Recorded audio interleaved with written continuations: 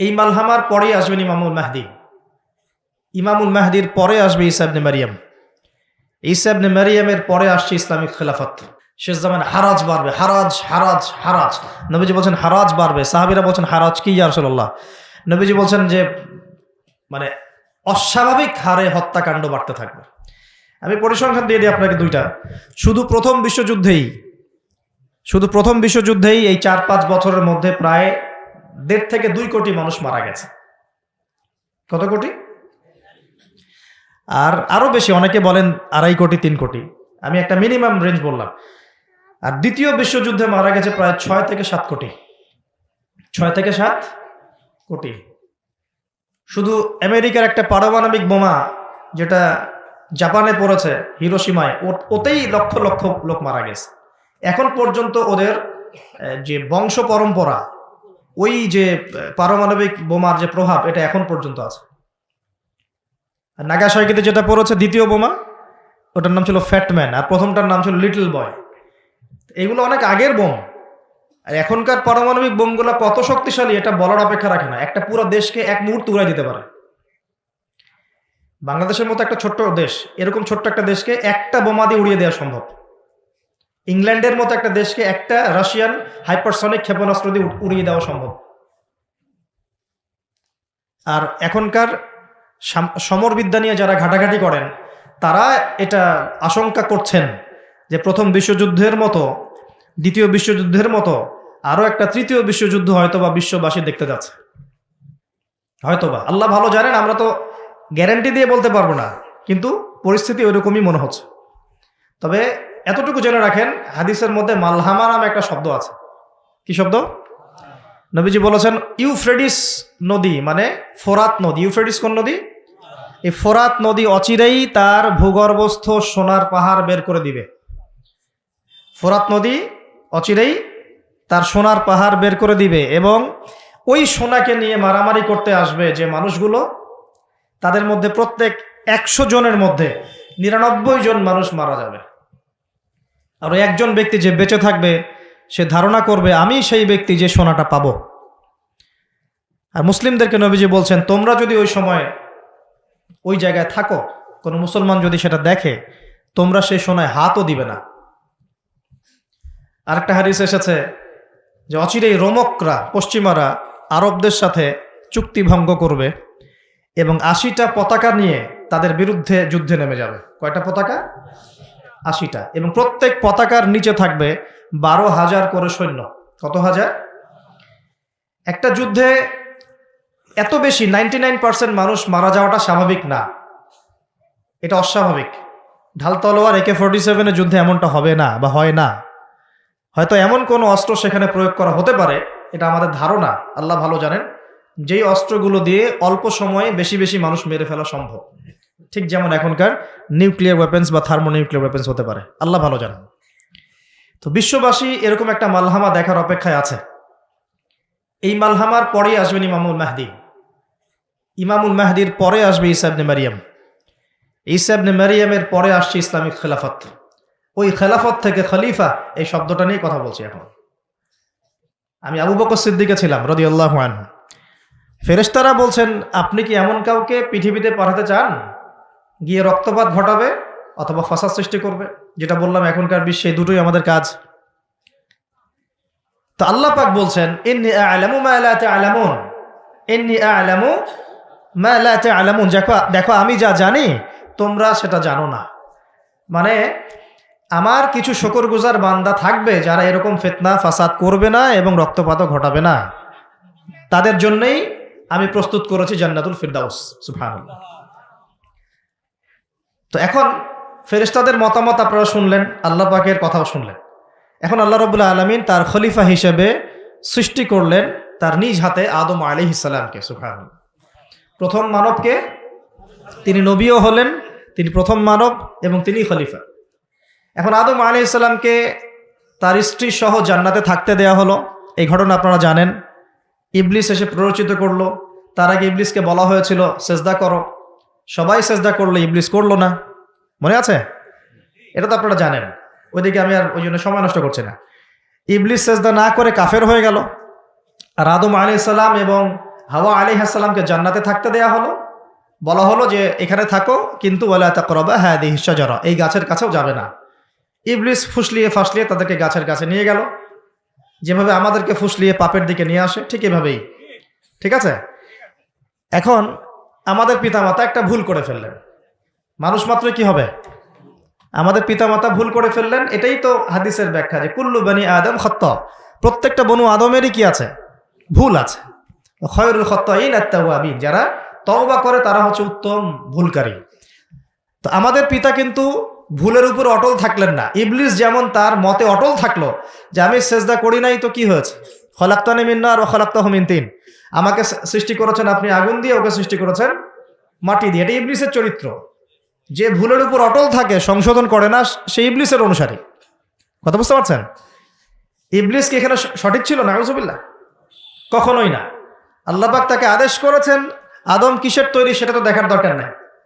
আল্লাহ পাক আদেশ করেছেন, বাস তোমাকে সাজদা করতে হবে। এখন আমরা যেমন আল্লাহ পাকের আদেশের সামনে অনেক সময় এরকম দলিল উপস্থাপন করি, এটা কেন করব, এটা কেন করব, তাই না? পর্দা কেন করব, নামাজ কেন পড়ব, যাকাত কেন দেওয়া লাগবে, এগুলি ইবলিসের চরিত্র। আর ইবলিস চ্যালেঞ্জ করলো আল্লাহকে, আল্লাহ পাক তাকে বের করে দিলেন, ফাখরুজ মিনহা ফাইন্নাকা রাজিম, এখান থেকে বের হও, তুমি অভিশপ্ত। ওয়া ইন্না আলাইকা লা'নাতা ইলা ইয়াউমিদ্দিন, কিয়ামত পর্যন্ত তোমার উপর লানত, অভিশাপ। ও আবার চালাক, সে বলল যে আমাকে কিয়ামত পর্যন্ত অবকাশ দিন, আনজিরনি ইলা ইয়াউমি ইউবআসুন, আমাকে কিয়ামত পর্যন্ত অবকাশ দিন। আল্লাহ পাক বলেন ইন্নাকা মিনাল মুনযারিন, যাও তুমি অবকাশপ্রাপ্তদের অন্তর্ভুক্ত একজন, ছেড়ে দিলাম তোমাকে, কিয়ামত পর্যন্ত হায়াত দেওয়া হলো। এবার সে বলছে ফাবিমা আগওয়াইতানি, হে আল্লাহ, যে আদমের জন্য আপনি আমাকে বের করে দিলেন, আমি চ্যালেঞ্জ করছি। এবার ইবলিসের চ্যালেঞ্জটাও মাথায় লিখে রাখেন, মাথায় লিখে রাখেন। ইবলিস বলছে ফাবিমা আগওয়াইতানি লাআকউদান্না লাহুম সিরাতাকাল মুস্তাকিম, যার জন্য আপনি আমাকে এখান থেকে বের করে দিলেন, আমি তার সরল পথে ওত পেতে বসে থাকবো। কিভাবে বসে থাকবো? ওত পেতে। সুম্মা লাআতিয়ান্নাহুম মিন বাইনি আইদিহিম ওয়া মিন খালফিহিম ওয়া আন আইমানিহিম ওয়া আন শামাইলিহিম ওয়া লা তাজিদু আকসারাহুম শাকিরিন, আমি তাদের ডান দিক থেকে আসব, বাম দিক থেকে আসব, সামন থেকে আসব, পিছন থেকে আসব, আপনি বেশিরভাগ আদম সন্তানকে শুকরগুজার পাবেন না। কে বললো এটা? ইবলিসের এই কথা সত্য না মিথ্যা বলেন তো? এখন সত্য হয় নাই? কিভাবে সত্য সেটা আরেকটা হাদিস থেকে দেখেন দলিল। আমি আর গভীরে ঢুকে যাচ্ছি। কিয়ামতের মাঠে আদম আলাইহিস সালাম, এই আদম আলাইহিস সালামই যখন উঠবেন, আদম আলাইহিস সালামকে আল্লাহ পাক ডেকে বলবেন তোমার সন্তানদের মধ্য থেকে জাহান্নামী জান্নাতি আলাদা করে দাও তো তুমি। তা আদম আলাইহিস সালাম বলবেন ইয়া আল্লাহ, কতজন জান্নাতি, কতজন জাহান্নামী? আল্লাহ পাক বলবেন প্রত্যেক 1099 জনকে জাহান্নামের জন্য আলাদা করে দাও। বলেন নাউজুবিল্লাহ। এই হাদিসটা শোনার পরে সাহাবায়ে কেরাম রাদিয়াল্লাহু আনহুম খুব বিচলিত হয়ে পড়লেন। তখন নবী সাল্লাল্লাহু আলাইহি ওয়াসাল্লাম আশ্বস্ত করলেন যে ওই যে 1% জান্নাতি দেখা যাচ্ছে, এগুলো উম্মতে মুহাম্মাদের মধ্যেই বেশি হবে ইনশাআল্লাহ।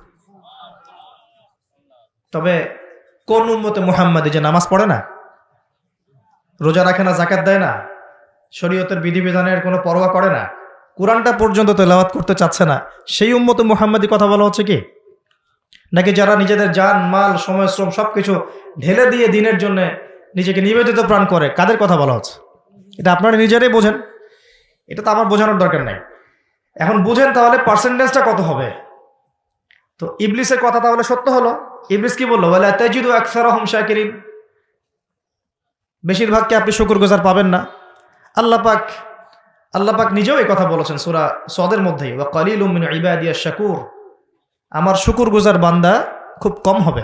অন্য একটা জায়গাতেও আছে। তো এখন আল্লাহ রাব্বুল আলামিন আদম আলাইহিস সালাম আর হাওয়া আলাইহিস সালামকে জান্নাতে রাখলেন। তারা যে ফল খেয়ে ভুল করে ফেললেন, আল্লাহ পাক তখন তাদেরকে সাথে সাথেই বের করে দেন নাই, সাথে সাথে বের করে দেন নাই, বরং ফাতালাক্কা আদামু মির রাব্বিহি কালিমাত, আদম আলাইহিস সালাম আল্লাহর কাছ থেকে কিছু কালিমা বা বাক্য শিখে নিলেন। সুবহানাল্লাহ। ফাতাবা আলাইহি, ওই কালিমা ওই বাক্য দিয়ে আল্লাহ আদম আলাইহিস সালাম তওবা করলেন। ওই কালিমা ওই বাক্য দিয়ে আল্লাহ পাক আদম আলাইহিস সালাম কি করলেন? আবার বলছি, একটু পিছনে যান। ওই কালিমা ওই বাক্য দিয়ে আদম আলাইহিস সালাম কি করলেন? তওবা করলেন। আবার বলছি, ফাতালাক্কা আদামু মির রাব্বিহি কালিমাত, আদম আলাইহিস সালাম তার রবের কাছ থেকে কিছু কালিমা শিখে নিলেন। ফাতাবা আলাইহি, ওই কালিমা দিয়ে আল্লাহ রাব্বুল আলামিনের কাছে তিনি তওবা করলেন। ইন্নাহু হুয়াত তাওয়াবুর রহিম, এবং আল্লাহ পাক তওবা কবুল করে তাকে মাফ করে দিলেন। ওই বাক্যটা কি ছিল সেটা একটু শুনি। ওই বাক্যটা ছিল রব্বানা, আমার সাথে বলেন, রব্বানা যালামনা আনফুসানা ওয়া ইল্লাম তাগফির লানা ওয়া তারহামনা লানাকুনান্না মিনাল খাসিরিন। মানে অর্থ হচ্ছে, হে আমাদের রব, রব্বানা যালামনা আনফুসানা, আমরা নিজেদের নফসের উপর জুলুম করেছি, ওয়া ইল্লাম তাগফির লানা, আপনি যদি আমাদেরকে মাফ না করেন, ওয়া তারহামনা, আমাদের উপর রহম না করেন, লানাকুনান্না মিনাল খাসিরিন, আমরা অবশ্যই ক্ষতিগ্রস্তদের অন্তর্ভুক্ত হয়ে যাব। এই কালিমা শিখলেন কে? আদম আলাইহিস সালাম তার রবের কাছ থেকে। এই কালিমা, এই দোয়া দিয়ে তিনি তওবা করলেন, আল্লাহ রাব্বুল আলামিন তাকে মাফ করে দিলেন। তবে তিনি বলে দিলেন আর জান্নাতে থাকা হচ্ছে না। কুল নাহবিতু মিনহা জামিআ, আল্লাহ বলছেন তোমরা এখন সবাই পৃথিবীতে নেমে যাও। ফাইম্মা ইয়াতিয়ান্নাকুম মিন্নি হুদান, নেমে যাও পৃথিবীতে, কিন্তু জেনে রেখো পৃথিবীতে আমার পক্ষ থেকে তোমাদের কাছে হেদায়েত যাবে। কি যাবে? হেদায়েত মানে আসমানি কিতাব, নবী রাসূল। আসমানি কিতাব, নবী রাসূল, এগুলো আসবে তোমাদের কাছে। ফামান কুল নাহবিতু মিনহা জামিআ ফাইম্মা ইয়াতিয়ান্নাকুম মিন্নি হুদান ফামান তাবিআ হুদায়া, যে আমার এই হেদায়েতের অনুসরণ করবে, ফালা খাউফুন আলাইহিম ওয়ালা হুম ইয়াহজানুন, তাদের কোনো ভয় নাই, কোনো দুশ্চিন্তা নাই। যেই জান্নাত থেকে গিয়েছো ওই জান্নাতে ফিরে আসবে ইনশাআল্লাহ। এটা একটা কথা। আর ওয়াল্লাযীনা কাফারু ওয়া কাযযাবু বিআয়াতিনা, কিন্তু যারাই আমার ওই হেদায়েতকে মিথ্যা প্রতিপন্ন করবে, অস্বীকার করবে, কুফরি করবে, ঠিক আছে, উলাইকা আসহাবুন নার, এরা হবে জাহান্নামের অধিবাসী, হুম ফিহা খালিদুন, এখানে তারা চিরস্থায়ী হবে। আল্লাহ পাকের বক্তব্য একদম সহজ সরল পরিষ্কার না? দুনিয়াতে যাচ্ছ যাও, এটা চিরস্থায়ী নয়। এই সময়টুকুর মধ্যেই আমার পক্ষ থেকে কি আসবে বলেন? হেদায়েত আসবে, মানে যুগে যুগে নবী রাসূল আসবেন, আসমানি কিতাব আসবে। ফামান তাবিআ হুদায়া, তোমাদের মধ্যে যারা এই নবী রাসূলদেরকে মানবে, আসমানি কিতাব সমূহকে মানবে, তাদের কোনো টেনশন নাই, কোনো ভয় নাই, আবার জান্নাতে ফিরে আসবে ইনশাআল্লাহ। আর যারা নবী রাসূলকে মানবে না, আসমানি কিতাবের পরোয়া করবে না, নিজের প্রবৃত্তির দাসত্ব করবে, উলাইকা আসহাবুন নার, তারা জাহান্নামে যাবে, সেখানে চিরস্থায়ী হবে। হিসাব কি সহজ না কঠিন? একদম সহজ কথা আল্লাহ পাকের। এবার এই যে সিলসিলা শুরু, আদম আলাইহিস সালামকে আল্লাহ পাক কি বলেছেন? কি শব্দটা বলেছিলাম? খলিফা। এবার আদম আলাইহিস সালাম পৃথিবীতে এসে কি আবারও নতুন করে কোনো ভুল করেছিলেন? বলেন তো দেখি। উত্তর না, করেন নাই।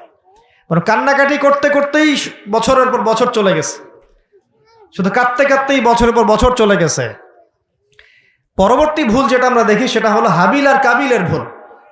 কাবিল তার ভাই হাবিলকে হত্যা করেছে, তাই না? হিংসার বশবর্তী হয়ে। ওই যে এখনো দেখবেন আমাদের সমাজে যে ভাইয়ে ভাইয়ে মারামারি, এটা সেই হাবিল কাবিলের সুন্নত। এখানে আমরা কাবিল হব না, হলে হাবিল হব। প্রয়োজনে হাবিল হয়ে থাকবো, তাও কাবিল হতে যায় না। কারণ নবী সাল্লাল্লাহু আলাইহি ওয়াসাল্লাম বলেছেন, পৃথিবীতে প্রথম হত্যাকাণ্ড সংঘটিত করেছে কাবিল। ভালো করে শোনেন, যারা এই পথে আছেন ভালো করে শোনেন। পৃথিবীতে প্রথম হত্যাকাণ্ড সংঘটিত করেছে কাবিল। এ কারণেই কিয়ামত পর্যন্ত যত মানুষ খুন হবে, খুন, এই সমস্ত খুনের পাপের একটা অংশ কাবিলের আমল নামায় গিয়ে যুক্ত হবে। মনে করায় দেই, কাবিল একজন নবীর সন্তান। কার সন্তান?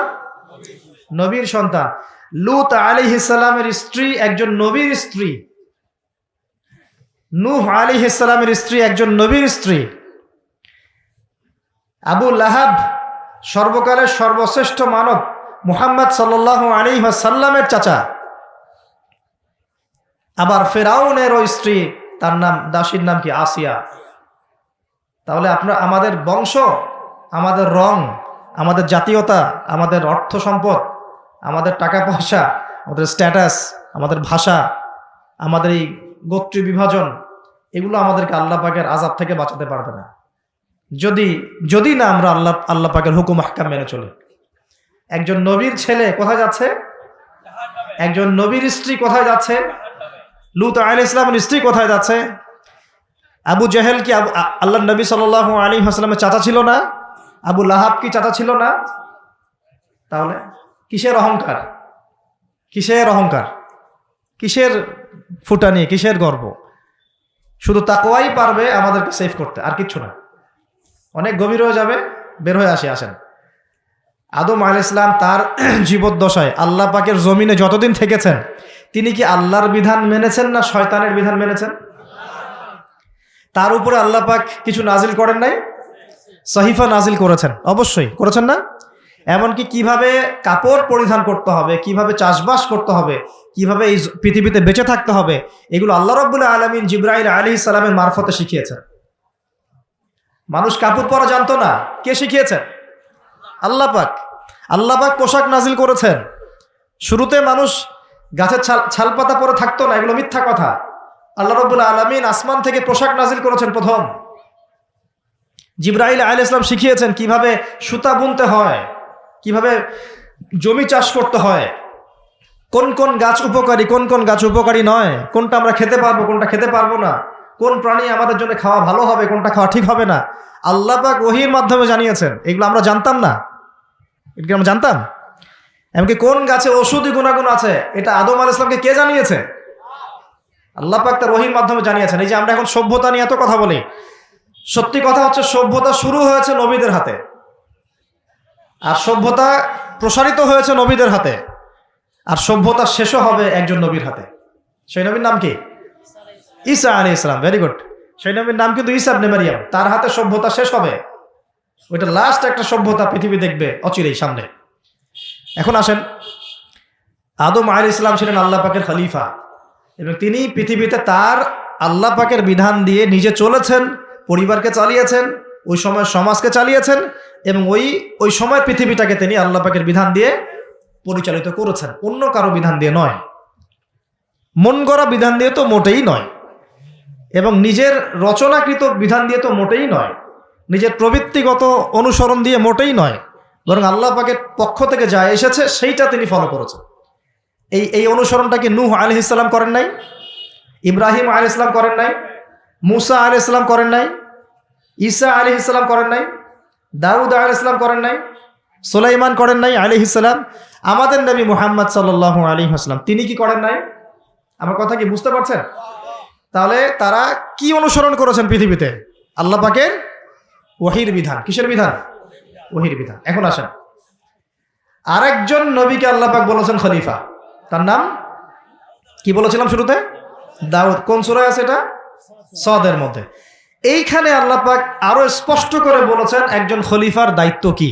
খুব মনোযোগের সাথে শুনবেন। আল্লাহ পাক তাকে বলছেন, ইয়া দাউদ, একটু মনোযোগের সাথে শুনেন, হে দাউদ, ইন্না জাআলনাকা খলিফাতান ফিল আরদ, আমি আল্লাহ তোমাকে এই জমিনে খলিফা করেছি। সুবহানাল্লাহ। এবং ওই জমিন বলতে কিন্তু এখন জেরুজালেম, আরদ মানে এখানে কিন্তু ওই বাইতুল মুকাদ্দাস, তিনি ওখান থেকেই বিশ্ব শাসন করেছিলেন। তোমার দায়িত্ব কি হে দাউদ, তোমার কাজটা কি?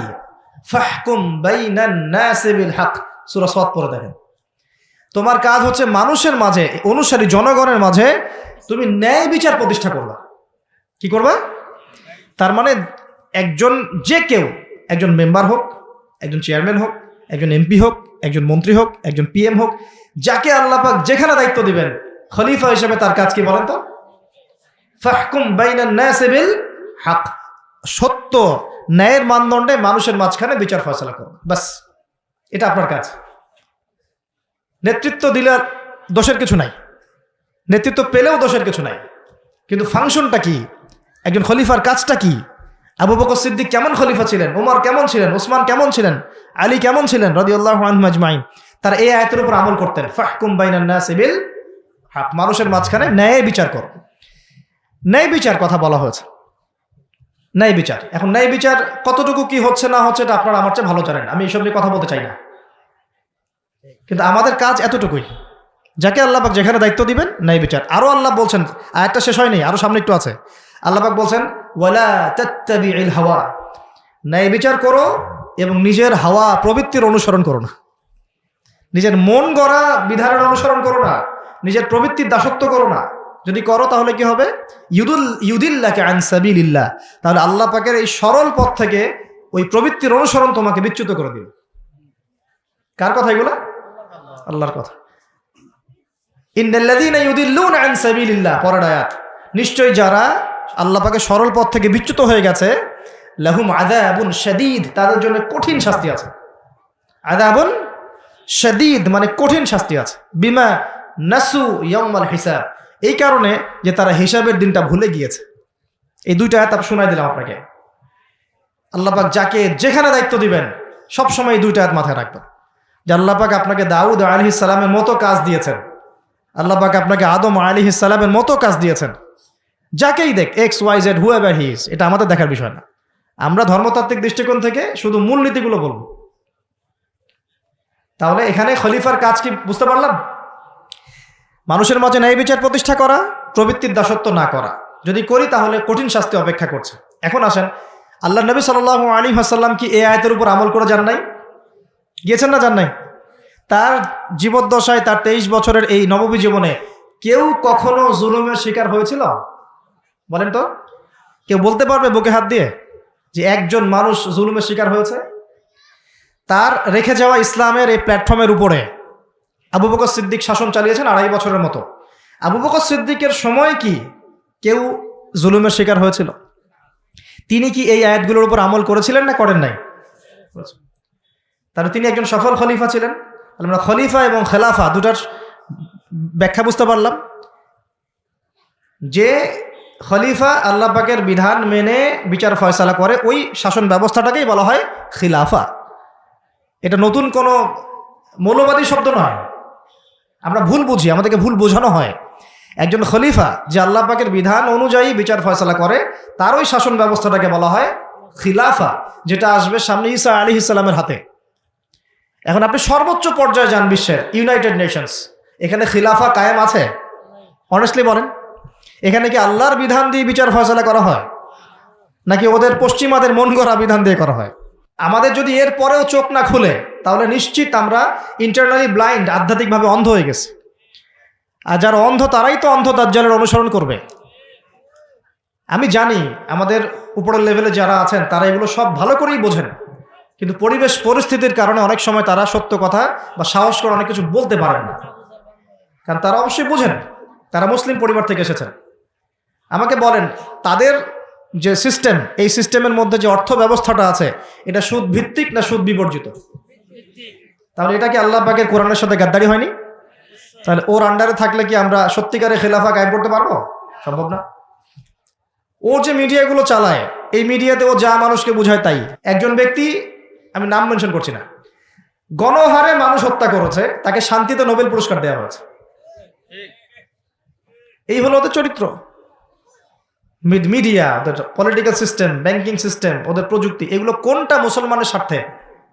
কোনোটা কি মুসলমানের স্বার্থে? সবগুলো করেছে ওরা ওদের স্বার্থে। ওখানে গিয়ে আমরা সর্বোচ্চ কি করতে পারি?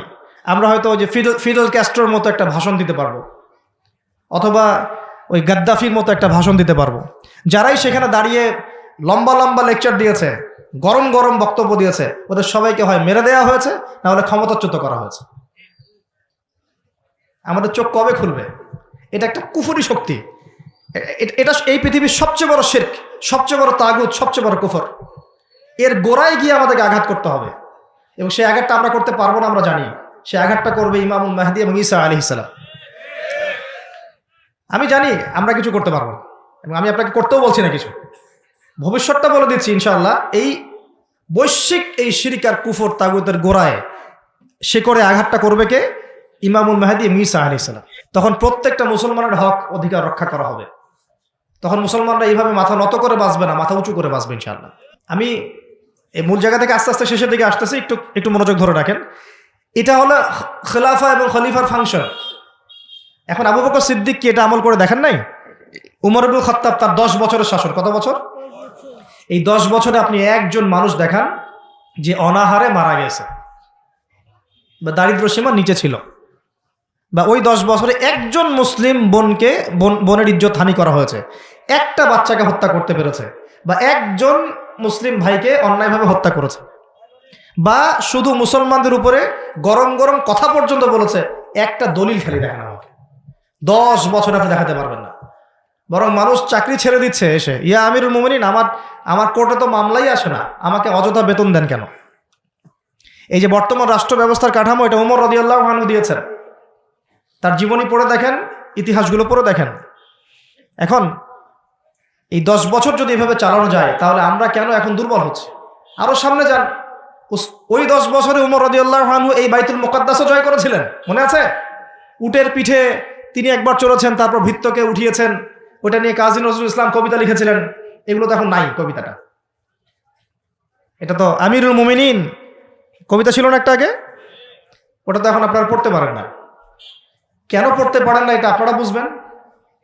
কেন পড়া যাচ্ছে না, কি সমস্যা হচ্ছে, পড়লে কি হবে, কোথায় নিয়ে যাচ্ছি আমরা বাচ্চাদেরকে, এখন কোন দিকে নিয়ে যাচ্ছি বাচ্চাদেরকে আমরা? আসলে ইসলামের শিক্ষা ছাড়া আপনি যত শিক্ষায় শিক্ষিত করেন না কেন, পরকালে আপনি পস্তাবেন, আমরা পস্তাবো না। পরকালে আপনি পস্তাবেন যে আমি আমার সন্তানকে কেন এই শিক্ষা দিয়ে আসলাম না। হয়তো আজকে রব্বির হামহুমা কামা রব্বায়ানি সগীরা বলতে পারতো, এখন তো সেটাও পারছে না। উসমান রাদিয়াল্লাহু আনহু খেলাফতের পর আরো 12 বছর, কত বছর? একটা ঘটনা দেখান আমাকে, মুসলিমদের অধঃপতনের বা মুসলমানদেরকে অপদস্থ করেছে একটা ঘটনা দেখান। এরপর আলী ইবনে আবি তালেবের আরো প্রায় 1.5-2 বছর, ওই সময় দেখান। আমি বলেছিলাম 1200 বছর প্রায়। তারপর উমাইয়ারা শাসন করেছে প্রায় 97 বছর। কত বছর? নিজেদের মধ্যে অনেক সমস্যা হয়েছিল। যেমন এখন আমাদের সবাই মুসলিম ভাই, পলিটিক্যালি নিজেদের মধ্যে সমস্যা হয় না, এরকম সমস্যা হয়েছিল উমাইয়া খেলাফতেও, উসমান রাদিয়াল্লাহু আনহুর সময়ও, আলী ইবনে আবি তালেবের সময়ও। কিন্তু কখনো বাইরের শত্রুদের কাছে আমরা পরাজিত হই নাই। মানে আমার ঘরে কি সমস্যা আছে, আমি সেটা ঘরে বুঝবো। ভাইয়ের সাথে ভাইয়ের সমস্যা হচ্ছে, ওকে ঠিক আছে, হাতাহাতি হয়েছে, মারামারি হয়েছে, অস্ত্র নিয়ে মুখোমুখি হয়েছি, এটা আমার ঘরের সমস্যা। কিন্তু বহির্বিশ্বে মুসলমানদের উপর চোখ রাঙিয়ে কথা বলেছে এমন একটা জাতি খুঁজে পাওয়া যেত না তখন। 97 বছর উমাইয়ারা করেছে। তারপরে আব্বাসীয়রা এসেছে, আব্বাসীয়রা এসে প্রায় 550 বছর চালিয়েছে। কত বছর? এর পর আসছে মামলুক, তারপরে ফাতেমিরা, ওইদিকে কর্ডোভাতে ছিল ইসলামিক খেলাফত, ওই আন্দালুসিয়ায়, এখনকার স্পেন, ইতালি, এগুলো সব আমাদের ছিল। তারপরে সালাহউদ্দিন আইয়ুবী রাহিমাহুল্লাহ আইয়ুবী শাসন এসেছে। তারপরে জেঙ্গিদের শাসন এসেছে, মোগলদেরটা জানেন আপনারা, আফগানদেরটা জানেন, এমনকি হিন্দুস্তান পর্যন্ত দেখেন নাই, এটা পুরো আমাদের আওতাভুক্ত ছিল এক সময়, ইংরেজরা আসার আগ পর্যন্ত। এভাবে বিশ্ব এগিয়ে গেছে ইসলামের হাত ধরে। কখনো কাউকে জোর করে ফোর্স করে মুসলমান করানো হয় নাই, কখনো কোনো অমুসলিমের অধিকার খর্ব করা হয়নি। এবং একজন অমুসলিম যদি আমাদের আন্ডারে থাকতো, তার অধিকার সবার আগে নিশ্চিত করা হয়েছে। যাকাত সবাই প্রদান করত, সলাত আদায় করত, সবাই কোরআনওয়ালা ছিল, ওলামায়ে কেরামদেরকে সম্মান করা হতো, মসজিদ মাদ্রাসা গড়ে তোলা হয়েছিল, সুদ ছিল না, মানুষ হালাল খেত, এবং মুসলিমদের একটা ঐক্যবদ্ধ সামরিক শক্তি ছিল। আস্তে আস্তে আস্তে আস্তে বিগত বেশি দিন না, আমার স্টাডি হচ্ছে বিগত মাত্র 100 থেকে 150 বছর, লাস্ট 100 থেকে 150 বছরে আমাদের পুরো টেবিলটাই উল্টে গেছে মনে হয়। এক্স্যাক্টলি উসমানী খেলাফতের পতনের সময় থেকে 1914 সালে এটার পতন ঘটেছে, প্রথম বিশ্বযুদ্ধের সময়। এরপর থেকেই কেন জানি এই যে বিগত 100 বছরে পুরো বিশ্বের চিত্রটাই উল্টাই গেল। যারা আমাদেরকে কর দিত এক সময়, ট্যাক্স, ওরা এখন আমাদেরকে বলে ঋণ দিব কি দিব না। সুবহানাল্লাহ, আপনারা চিন্তা করেন একটু বিষয়টা। যারা আমাদেরকে ট্যাক্স দিয়ে আমাদের জমিতে থাকতো, ওরা আমাদেরকে বলে লোন লাগলে অ্যাপ্লাই করতে হবে, শর্ত সাপেক্ষে দিতে পারি, তা আবার চড়া সুদে। ওরা বলে যে পলিটিক্যাল সিস্টেম আমাদের কেমন হবে, ও ইন্টারফেয়ার করতে চায়, ও এসে নাক গলাতে চায় যে তোমাদের রাষ্ট্র ব্যবস্থা কীভাবে চলবে। ওরা এসে এখন ঠিক করে দেয় যে আমাদের সংস্কৃতি কেমন হবে, আমাদের শিক্ষানীতি কেমন হবে, ইত্যাদি ইত্যাদি। এখন আমরা আজকে সংক্ষিপ্ত আলোচনায় এতটুকু বোঝানোর চেষ্টা করলাম। দেখুন, আমরা পৃথিবীতে এমনি এমনি আসি নাই, আল্লাহ পাকের খলিফা হয়ে এসেছে। আল্লাহ পাকের খলিফার কাজ নিজে আল্লাহ পাকের বিধান মেনে চলা, তারপরে সবার আগে আমার পরিবারকে মানানোর চেষ্টা করানো। যদি পরিবার মানে আলহামদুলিল্লাহ, যদি না মানে দাওয়াত দেয় আমার কাজ এতটুকু পর্যন্ত। আর যদি আমার সন্তান হয় তাহলে তাকে আমি ফোর্স করতে পারি, চাপ দিতে পারি, কিন্তু আমি আমার পিতাকে তো চাপ দিতে পারবো না, আমার মাকে আমি চাপ দিতে পারবো না, দাওয়াত দিতে পারবো। আমার স্ত্রী সন্তানদেরকে আমি চাপ দিতে পারবো। তো খলিফা নিজেও হব, নিজের পরিবারের মধ্যেও সেই খলিফার সুন্নতগুলো থাকবে। তারপরে আমি আমার সাধ্যমতো সমাজে এটার প্রচার প্রসার ঘটাবো। আল্লাহ পাক যদি কবুল করেন বড় পরিসরেও খিলাফা কায়েম হবে ইনশাআল্লাহ। আর আল্লাহ পাক যাকে যেখানে দায়িত্ব দিবেন তার মনে রাখা উচিত হবে তিনি হচ্ছেন এই পৃথিবীতে আদম আলাইহিস সালামের সন্তান। তিনি এই পৃথিবীতে ওই দাউদ আলাইহিস সালামের রোল প্লে করছেন। এরপরে তার সাধ্য অনুযায়ী সে ইসলাম কেন্দ্রিক সমাজ গঠনের চেষ্টা করবে। যদি না পারে বা প্রতিবন্ধকতা থাকে, ওজোর আপত্তি আল্লাহর কাছে পেশ করবে। আর যদি একেবারেই অস্বীকার করে, কুফরি করে, তাহলে তার শাস্তি আল্লাহ পাক তাকে দিবেন। আর সর্বশেষ কথা হলো, এই খিলাফার বদৌলতেই 4 খলিফার যুগ থেকে এই যে আমি আপনাকে 1914 সাল পর্যন্ত দেখালাম, এই মুসলিম বিশ্ব দাপটের সাথে মাথা উঁচু করে বেঁচেছিল। আর বিগত 100 বছরে যখন এগুলো আস্তে আস্তে উঠে গেছে, ড্যামলিশ হয়েছে, তখন আস্তে আস্তে পুরো টেবিলটাই উল্টে গেছে। এখন সত্যি কথা বলতে, পুরো ওয়ার্ল্ডের যত বড় বড় অস্ত্রশস্ত্র সেগুলো ওদের হাতে। ওটার দাপট আপনাকে ভয় দেখায়, ওটা সবচেয়ে বড় পাওয়ার।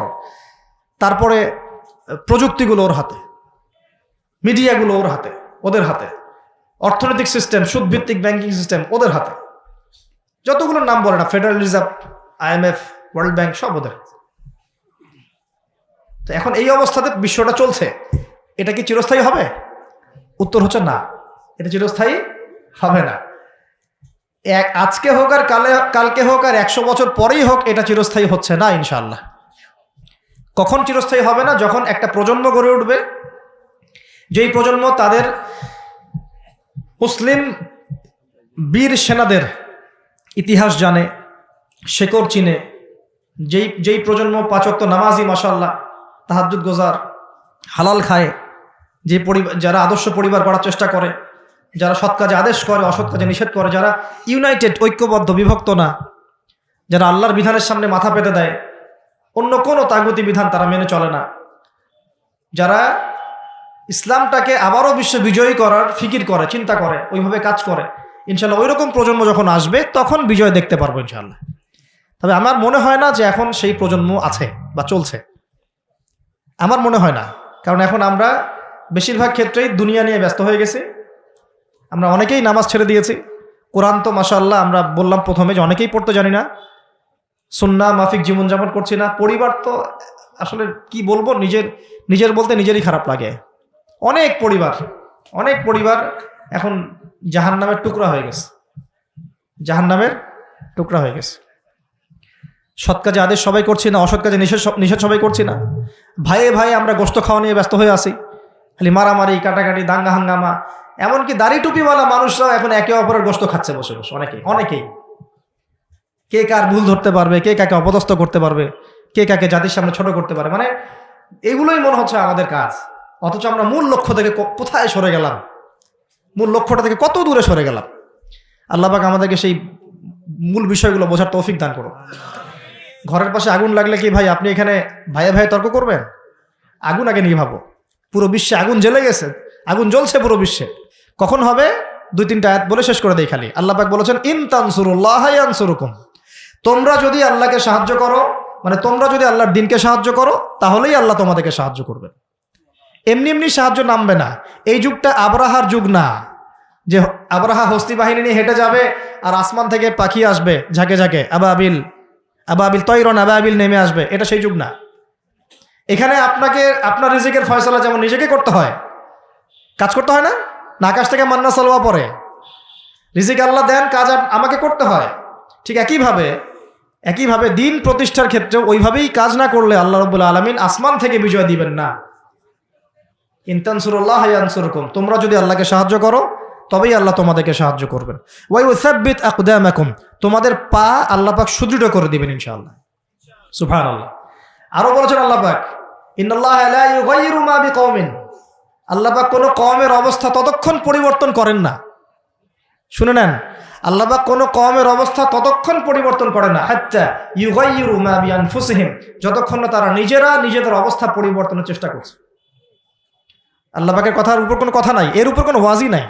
আমাদের কথা তো কিচ্ছু না, আল্লাহ পাকের কথার উপর কোনো কথাই নাই। ইন তানসুরুল্লাহ ইয়ানসুরকুম, তোমরা আল্লাহকে সাহায্য করো, আল্লাহর দ্বীনকে সাহায্য করো, আল্লাহ তোমাদেরকে সাহায্য করবে। ওয়া ইউসাব্বিত আকদামাকুম, পা শক্ত করে দিবেন ইনশাআল্লাহ, কেউ টলাতে পারবে না। আর ইন্নাল্লাহা লা ইউগাইয়িরু মা বিকওমিন, মনে রেখো আল্লাহ পাক কোনো কওমের অবস্থা, কোনো জাতির অবস্থা ততক্ষণ পরিবর্তন করেন না যতক্ষণ না হাত্তা ইউগাইয়িরু মা বিআনফুসিহিম, যতক্ষণ না তারা নিজেদের অবস্থা পরিবর্তনের চেষ্টা করছে। আর সর্বশেষ কথা আল্লাহ পাক বলছেন, ওয়া ইন তাতাওয়াল্লাউ, যদি তোমরা মুখ ফিরায় চলে যাও, তোমরা যদি মুখ ফিরিয়ে উল্টা দিকে চলা শুরু করো, যেমনটা আমরা করছি আর কি এখন, তাহলে আল্লাহ কি করবেন? আল্লাহ বলছেন, ইয়াস্তাবদিল কওমান গায়রাকুম, আল্লাহ তোমাদের সবাইকে সরিয়ে দিবেন। বলেন নাউজুবিল্লাহ। ইস্তাবদিল কওমান গায়রাকুম, আল্লাহ পাক তোমাদের সবাইকে সরিয়ে দিয়ে নতুন কওম নিয়ে আসবেন। সুম্মা লা ইয়াকুনু আমসালাকুম, তারা তোমাদের মতো হবে না, তারা তোমাদের মতো অপদার্থ হবে না। কিভাবে সরাতে পারেন? এক মহামারীতে সরাতে পারেন, পারেন না? এক ভূমিকম্পে সরাতে পারেন।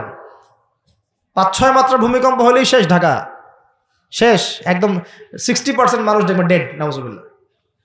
তাহলে কিসের বড়াই, কিসের? আল্লাহ পাকের কোরআনের আয়াতগুলো থেকে আমরা শিক্ষা নিব না নিব না? ওয়া ইন তাতাওয়াল্লা ইস্তাবদিল কওমান গায়রাকুম সুম্মা লা ইয়াকুনু আমসালাকুম। সর্বশেষ আল্লাহ পাক বলেন, ইয়া আইয়ুহাল্লাযীনা আমানু, হে মুমিনগণ, ইসবিরু, তোমরা সবর করো। ইসবিরু ওয়া সাবিরু ওয়া রাবিতু, তোমরা সবর করো, সবরের প্রতিযোগিতা করো এবং তাকওয়া অবলম্বন করো এবং তোমাদের আখের গোছাও, তোমরা প্রস্তুতি নাও, তোমরা এসব বিজয়ের প্রস্তুতি নাও।